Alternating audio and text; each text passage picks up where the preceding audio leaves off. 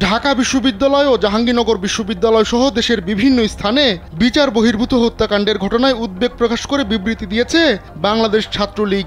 রোববার ছাত্রলীগের কেন্দ্রীয় সভাপতি সাদ্দাম হোসেন এবং সাধারণ সম্পাদক শেখ ওয়ালি আসিফ ইনান স্বাক্ষরিত এক বিবৃতিতে এই উদ্বেগ জানানো হয়।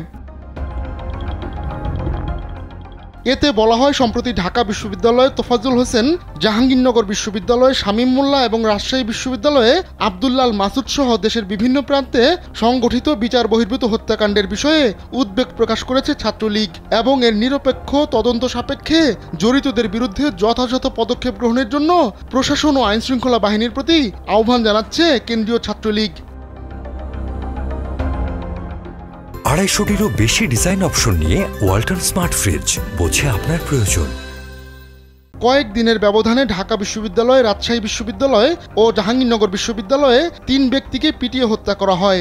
হত্যাকাণ্ডের শিকার 3 ব্যক্তি একসময় ছাত্রলীগের রাজনীতির সঙ্গে জড়িত ছিলেন। সবশেষ ঢাকা বিশ্ববিদ্যালয়ে তোফাজ্জল হোসেনকে পিটিয়ে হত্যার ঘটনায় ব্যাপক আলোড়ন সৃষ্টি হয়। এ ঘটনায় ইতোমধ্যে কয়েকজনকে গ্রেপ্তার করা হয়েছে।